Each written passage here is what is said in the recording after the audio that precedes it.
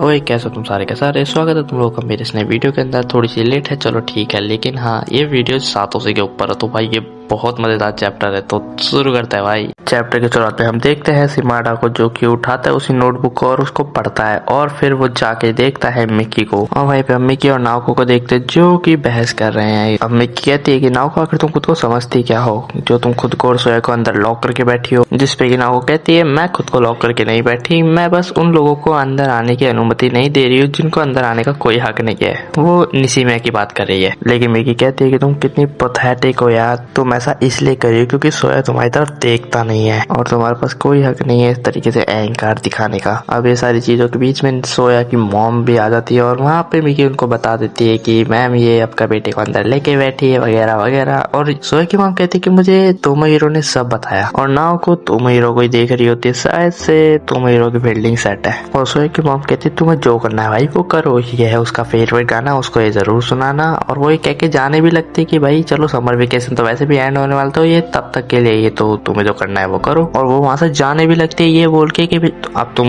मेरे लिए उसका ख्याल रखना। भले ही मिक्की उनको रोक रही होती है और ये भी कहती है कि आप उसको ऐसा कैसे करने दे सकती हैं। और अब वो जा रही होती तो वो निशिमिया से टकरा जाती है, भले उन्हें नहीं पता कि वो निशिमिया है। तो अब भाई वो उनकी किताब वगैरह उठा के उसको दे रही होती है और तभी सारा निशिमिया को सो करके बुलाती है और तब उन्हें पता चलता है कि ये और कोई नहीं निशिमिया है। भले ही तब पता नहीं क्या निशिमिया कुछ लिखने लगती है। अब निशिमिया की मॉम यहाँ से जाने लगती है ये बोल के कि हम फिर मिलेंगे, लेकिन वो ये भी कहती है कि मुझे नहीं पता कि मैं आखिर तुमसे कैसे बात करूं। उन्हें समझ ही नहीं आ रहा आखिर वो कैसे बात करे, हंस के भी बात नहीं कर सकती, वो बिल्कुल भी अच्छा फील नहीं कर रही होती। लेकिन हाँ वो ये जरूर कहती है जब सोया उठेगा तब हम बात करेंगे। और वो ये भी कह के जाती है कि मेरे लिए उसको ये सब बता देना साइन लैंग्वेज की मदद से। भले ही तोमोहिरो कहता है जो तुमने अभी कहा उसका क्या। अब सिमाडा कहता है कि सोया के कमरे में जाने के लिए यहाँ पे सबसे ज्यादा वर्थलेस्ट मैं हूँ। ब्रिज पर सोया ने कहा था अगर तुम मुझे हिट करना चाहते हो तो करो, और मैंने वही किया। लेकिन फिर वो ये भी कहता है निशिमिया से कि चलो मूवी को खत्म करते हैं, और मिक्की भी यही कह के दोनों के दोनों वहां से चले जाते। और वही सोचता हो जा रहा होते कि निशिमिया सच में काफी बार काफी अजीब चीजें सोचती है, लेकिन फिर वो मिक्की से कहता है और वो बताता है कि जब मैं बच्चा था तब बच्चे मेरे बालों के कारण मेरा मजाक उड़ाया करते थे। भले ही फिर वो इसके बाद काफी बड़ी बुलिंग की तरफ बदल गया था क्लास के अंदर, टीचर ने सबके ऊपर चिल्लाया भी था, भले ही वो मेरे ऊपर हंसे थे। हाँ बच्चों की बात कर रहे हैं। और क्लास में ना बच्चे ऐसा कर रहे थे कि जैसे उन्होंने कुछ भी नहीं किया, वो एक दूसरे के ऊपर इल्जाम लगा रहे थे जैसा निशिमिया के टाइम पे हुआ था।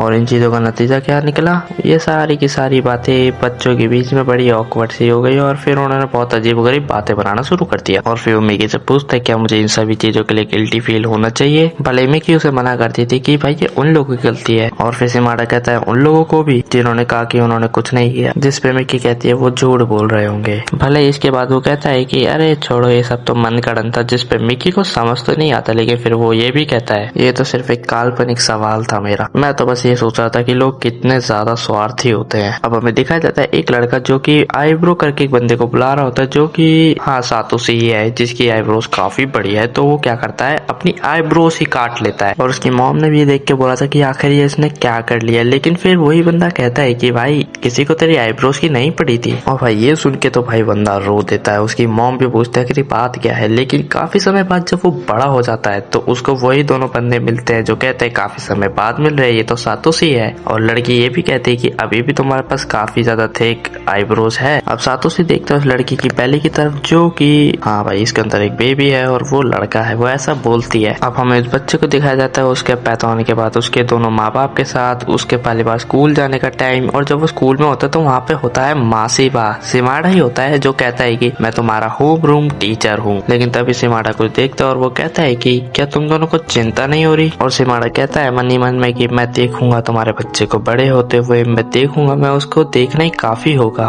मैं देखूंगा कि आखिर वो कैसा निकलता है, मैं उसकी हर एक चाल देखूंगा, मैं उसका चेहरे को देख के उसके माता पिता को इमेजिन करूंगा, मैं देखूंगा कि वो आखिर कितना अच्छा बच्चा होगा, मैं देखूंगा कि क्या वो कोई गलती करता है। और हाँ उससे तो भाई ये सारी चीजें देखने के लिए इंतजार नहीं हो रहा है। अब दिखाया जाता है हमें सातोशी की मॉम को जो कहती है क्या तुम्हें सच में टीचर टीचर बनना है, जिसपे कि वो हाँ करता है क्योंकि उसकी ये जो धुंधली फीलिंग्स है ना भाई, वो उससे निकलना चाहता है। और तभी उसने एक बार सोया की वो वाली पोस्ट देखी थी और फिर वो बताते हैं कि मैंने हमेशा से नॉर्मल रहने की ही कोशिश करी है। देन वो सोया के पास जाता है और वो पूछता है कि सोया, तुम्हारे मुकाबले में मैं नॉर्मल हूँ है ना। अब सिमाडा सोचता है कि अगर मैं सोया के आसपास रहूंगा तो ये काफी ज्यादा नॉर्मल फील कराएगा उसको, तो वो ऐसा करता है। लेकिन ऐसा होता ही नहीं है, इसके उल्टा ही हो जाता है। और फिर हमें वही दिन याद दिलाया जाता है जब तो मैं हीरो ने कहा था कि सोया कैसे गिर गया था वगैरह वगैरह। तो वहाँ सिमाडा कहता है कि पता नहीं क्यों पर मुझे समझ आया कि मैं कितना बड़ा बेवकूफ था। सोया सच में काफी अजीब बंदा है। और तुम लोग देख सकते हो वो कहाँ पर है, सोया के पुराने वाले स्कूल पे। अब सातोशी स्कूल के अंदर आता है तो उससे एक बंदा पूछता है, बेटे तू यहाँ पे क्या कर रहा है, क्या तो उस लड़की के साथ आया। लेकिन वो कहता है नहीं, मैं तो अकेला आया हूँ। अब सातोशी बताता है कि भाई मैं तो मूवी के लिए यहाँ पे बात करने आया हूँ। तो वो आदमी कहता है अच्छा, मुझे लगा कि तुम उस लड़की के दोस्त हो जो बस अभी अभी यहाँ पर आई है। अब सातोशी को समझ नहीं आता तो वो बंदा कहता है उधर देखो, वो लड़की कब से उन्हें मनाने की कोशिश कर रही है, वो भी सेम लोकेशन को मूवी के लिए यूज करना चाहती है। अब सिमाडा तुरंत ही जाता है सर से माफी मांगते है उस रूड बिहेवियर के लिए और वो कहता है कि उनको मूवी के लिए ये जगह इशू कर दी जाए, उसका मतलब है यूज करने दिया जाए। और सर सीधा मान जाते हैं कि वो कहते हैं मैंने सोया के दोस्त से यही एक्सपेक्ट किया था,